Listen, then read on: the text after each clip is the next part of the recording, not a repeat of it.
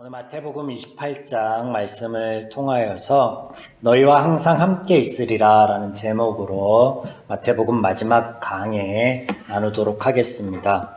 본문 28장에는 예수님의 부활 사건과 또 마지막 제자들과 나누셨던 대화가 등장합니다. 그동안 우리가 말씀을 함께 상고하여 보며 예수님께서 그리스도이신 것과 그리스도로서의 사역과 그 결과를 통하여서 우리가 누리게 될 은혜들이 무엇인지 이것에 대해서 집중적으로 말씀을 증거하고 있는 것, 이것이 마태복음이라 했습니다. 그래서 마태복음의 시작부터 예수님이 그리스도이시다라는 선포로 시작되어진 이 마태복음이 끝까지 예수님이 그리스도임을, 그리스도로서의 사역을 하고 계심을 증거하고 있습니다. 마태복음 1장 1절에 아브라함과 다윗의 자손 예수 그리스도의 계보라. 우리말 성경의 계보라는 단어는 단순히 그냥 족보 이런 이야기가 아닙니다. 원어의 이 단어가 근원, 출생, 실존, 삶 등의 의미를 갖는 단어라고, 그래서 첫 시간에 이것이 단순한 족보, 앞서 말씀드린 족보 이야기가 아니라 그리스도에 대한, 그리스도의 시작에 대한, 그리스도가 어떤 사역들을 할지 그의 삶에 대한 선포로 시작되고 있다라는 것을 살펴보았습니다. 3살 버릇 80까지 간다라는 우리 속담이 있죠. 사람들의 삶과 몸에 밴 습관 그리고 사고방식 등은 쉽게 바뀌지 않습니다. 바뀌기가 어렵습니다. 그래서 갑자기 사람이 변하면 뭐라고 말을 하죠? 죽을 때가 되었다. 그만큼 아주 큰 사건 혹은 어떤 기적적인 어떤 일을 맞이할 때, 그럴 때 아니고는 바뀌기 어렵다는 말을 많이 하는데요. 본문 1절에 보면 안식일이 지난 첫날에 새벽에 막달라 마리아가 무덤을 찾아옵니다. 그들이 왜 무덤을 찾아올까요? 여기에 등장하는 막달라 마리아는 예수님과 친분이 있는 여인들입니다. 즉, 그들은 예수님의 제자들과 함께 더불어서 예수님의 가장 가까이에서 예수님께서 말씀하시고 사역하는 것들을 보고 들었던 자들입니다. 그래서 그 가운데 죽은 자를 살리신 일을 본 이도 있습니다. 그리고 죽은 자를 살리신 예수님께서 당신이 죽으실 것과 또 살아날 것에 대해서 말씀하시는데 그들이 믿지 않는 거예요. 그러니 예수님께서 3일이 지나면 부활하여 갈릴리에서 너희들을 만날 것이다 라고 한 말씀이 생각나는 게 아니라, 그것이 믿어지는 게 아니라 그냥 습관처럼 당연히 죽은 자이니까 무덤으로 가는 거죠. 여러분, 죽은 지 살 된 자를 살리신 예수님입니다. 그래서 저희 생각에 만약에 죽은 지 3일이 지나서 썩은 냄새가 나고 썩기 시작한 사람을 살린 이가 있다면, 우리가 지근해, 그러면 그 사람이 내가 죽을 것이지만 내가 살린 그들처럼 나 또한 살아날 것이다 얘기하면 혹시 그럴 수도 있겠다라는 생각을 해볼 법하잖아요. 그런데 이 마태복음에서는요, 성경에서는 그 성경에 등장하는 모든 사람들은요, 오늘 이 여인들과 같은 반응을 보여요. 전혀 알아듣지 못하고, 전혀 기대도 없고, 전혀 소망도 없고, 전혀 깨달음도 없는 모습으로 등장해요. 왜 그런 모습으로 등장할까요? 자, 본문에 동일하게 예수님의 제자들의 모습도 등장하고, 그리고 또 언제나처럼 종교 지도자들도 등장하는데 그 모습이 다르지 않습니다. 한번 볼까요? 16에서 17절 보면 11제자가 갈릴리에 가서 예수께서 지시하신 산에 이르러 예수를 배웠고 경배하나 아직도 의심하는 사람이 있더라. 우리말에 보면 그들 중 몇몇은 경배하였는데 몇몇은 아직도 살아나신 예수님을 직접 보고 말을 나눔에도 불구하고 의심하였다라고 보이나 사실은 그렇지 않습니다. 원어를 보시면 여기 16, 17절을 한 문장으로서 주어가 하나예요. 그들, 즉 제자들. 그래서 제자들이 예수님을 만났고 그들이 의심을 하였다라는 거예요.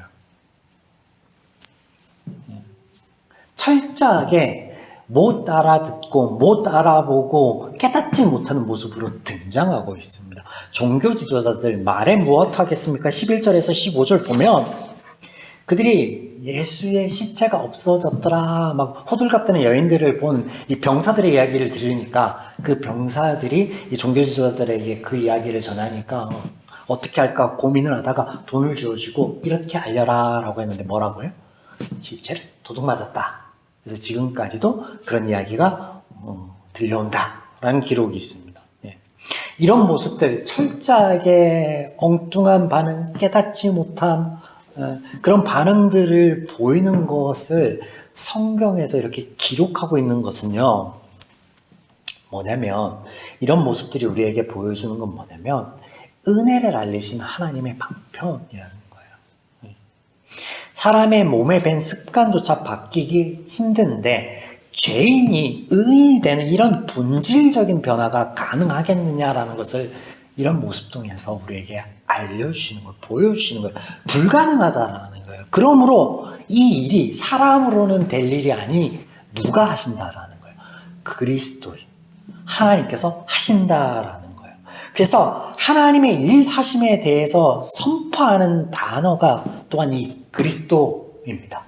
자, 그리스도가 뜻이 무엇이었죠? 하나님으로부터 보냄을 받은 자, 하나님으로부터 보내심을 받은 자, 하나님으로부터 기름 부음 받은 자인데 여기서 우리가 이 단어가 의미하는, 그래서 가리키고 지칭하는 인물을 보기 전에 무엇을 먼저 보게 되냐면요, 하나님을 먼저 보게 돼요. 그 말이 뭐냐? 부르신다. 하나님께서 부르신 자, 하나님께서 기름 붓는 자, 즉 하나님이 부르시고 하나님이 기름 붓는 이 하나님의 일하심이 먼저 강조되는 단어다라는 거예요. 지금까지 76번의 마태복음의 강해들을 한번 떠올려 보십시오. 매 구절들이 그리스도이신 예수님의 사역에 대한 선포였지 우리에게 뭔가를 요구하고 우리에게 요청하는 게 없습니다. 그리고 또 깨닫지 못한다고 해서 엉뚱한 반응을 보인다고 해서 징계하거나 꾸짖거나 심판한 적이 없습니다. 단 한 번도 없습니다. 왜냐하면 전지전능하신 하나님, 그래서 하나님이 일하셔야만 된다라는 것을 아시는 그분이 그 연약하고 부족함에 그것을 질타하고 그것을 너희들이 해보라 라고 할 일이 없는 거죠. 그러므로 하나님의 일하심에 대해서, 의 은혜에 대해서 처음부터 끝까지 일관성 있게 마태복음은 선포하고 있는 거예요. 28장 동일합니다. 28장 오늘 본문. 예수님께서 천사들의 보냄을 받은 여인들을 찾아오시는데 그녀들이 두려워하고 불안해할 때 꺼낸 첫 마디가 뭐예요? 평안하냐? 2장 9절에 평안하냐? 예수님의 이 말씀은요, 질문이 아닙니다. 우리가 가끔 인사말로 샬롬이라고 인사를 하죠. 이때 이 말을 건네는 의도, 대개 어떤 의도로 이 말을 건네냐면 평안이 그 대상의 삶과 그 대상에게 깃들기를 소망하는 마음으로 그 인사를 건넵니다. 맞죠? 네, 맞죠? 예수님의 이 단어도 마찬가지인데 예수님의 이 말씀도 첫 마디도 동일한데요. 이 단어가 원어에 카이로라는 동사인데 명령법으로 쓰여 있습니다.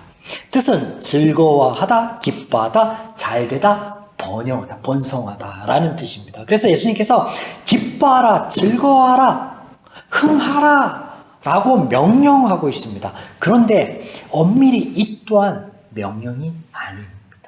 자, 명령이 아니다라는 것을 우리가 어떻게 알 수 있냐? 우리가 너무나 잘 아는 마지막 예수님의 말씀이 이와 연결되어집니다. 18절에서 20절. 예수님께서 제자들에게 말씀하여 이르시되 하늘과 땅의 모든 권세를 내게 주셨으니 그러므로 너희는 가서 모든 민족을 제자로 삼아 아버지와 아들과 성령의 이름으로 침례를 베풀고 내가 너희에게 분부한 모든 것을 가르쳐 지키게 하라. 볼지어라 내가 세상 끝날까지 너희와 항상 함께 있으리라 하시니라. 네. 자, 이 말씀을 흔히들 지상명령이라고 말하고 있는데요. 앞서 말씀드린 대로 마태복음은 시종일관 일하시는 하나님 그리스도에 대한 선포의 책이었습니다. 한 번도 그 하나님이 하실 일을 우리에게 하라고 하신 적이 없습니다. 그렇다면 당연히 이 말씀도요, 명령이 아닌 것이죠. 여기 동사가 3개 나오거든요. 가라, 침례를 베풀라, 가르쳐라. 근데 사실 이 동사들을 가고 침례를 베풀고 가르치기 위해서는 그 내용이 채워져야만 됩니다. 가르치라 할 때 내가 너희에게 분부하고 가르치고 지킬 수 있게 한 그거. 하나님의 사역이, 하나님의 일하심이 먼저 전제되고 있다는 것을 우리가 놓치면 안 되는데요. 자, 이 말씀은요, 하나님의 일하심 안에 너희는 다른 존재가 되었고, 약속대로, 말씀대로 하나님의 은혜들을 너희 삶 가운데 누릴 수 있게 될 텐데, 그것을 너희들이 누렸으면 좋겠다. 그것을 너희들이 좀 나누었으면 좋겠다. 이런 권유의 말씀입니다. 권유의 말씀. 자, 마태복음 10장에 예수님의 제자들을 파견하는 때의 모습하고 좀 비교해 보면요, 이해가 좀 수월할 수 있을 것 같습니다. 10장 보시면, 자, 5절부터 예수님께서 12 제자를 보내시며 명하여 이르시되 이방인의 그 일로 가지 말고 사마리아인의 골도도 들어가지 말고 이스라엘의 집 잃어버린 양에게 가라. 가면서 전파하여 말하되 천국이 가까웠다 하고 병든 자를 고쳐주며 죽은 자를 살리며 나병 환자를 깨끗하게 하며 귀신을 쫓아내고 너희가 거저 받았으니 거저 주라. 이 말씀하시는데 권능과 권세를 제자들에게 주시면서 이것을 행할 수 있는 능력을 주시면서 가라라고 하십니다. 근데 오늘 보시면 18절 하늘과 땅의 모든 권세를 내게 주셨으니, 자, 10장하고 뭐가 비교되는 거예요? 하나님의 권능, 하나님의 권세를 제자들에게 주며 보내신 때하고 지금은 제자들을 보낸 것 같은데 권능과 권세를 누가 받았다라고 해요? 예수님이 받았다라고 합니다.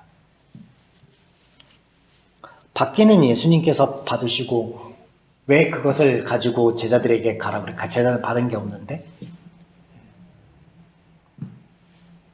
사실 이것은 앞서 말씀드린 것처럼 명령이 아니에요. 예수님이 너희가 가게 될, 너희가 돌아가게 될, 그리고 너희들이 어떤 일들을 만나게 될 그때 내가 여전히 일하고 여전히 너희와 함께 할 것이다. 그러므로 너희는 나의 함께함과 그리고 나의 일함 안에, 그 역사 안에서 그 은혜들을 누려 나아가라라는 권유의 말씀인 것이죠. 그래서 이 말씀에서 가장 중요한 건요, 평안이 너희에게 임하였으니 이것을 너희들이 깨달았으면 좋겠어, 두려워하지 않았으면 좋겠어, 불안해하지 않았으면 좋겠어 라고 9절에서 말씀하신 것과 동일하게 내가 너희와 항상 함께하고 너희를 지키고 보호하고 너희에게 내가 가르친 것들이 생각나서 그 은혜들을 누리며 그것들을 나눌 수 있게 하여 줄 텐데 그 복된 삶을 이제 너희들이 자유함 안에서, 평안함 안에서 누렸으면 좋겠어 라는 하나님의 일하심에 대한 선포, 그리스도의 역사하심에 대한 선포이자 우리에게 권유하시는 마지막 말씀이시다라는 거예요. 사랑하는 여러분, 오늘도 우리 삶 가운데 그 하나님께서 함께 하십니다. 그리고 우리 눈으로 또 우리 귀로 우리가 느끼지 못하고 보지 못하고 듣지 못하고 그래도 그 약속하신 말씀들 가지고 늘 우리 안에서 역사하시는 그 하나님임을 잊지 않았으면 좋겠습니다. 그때 예수님의 말씀처럼 우리 안에 약속된 평안이 깃들기를, 자유함이 있기를, 하나님 안에 있는 기쁨이 늘 있기를, 그런 저와 여러분의 남은 한 주간의 발걸음과 삶이기를 주님의 이름으로 축원을 드립니다. 아멘.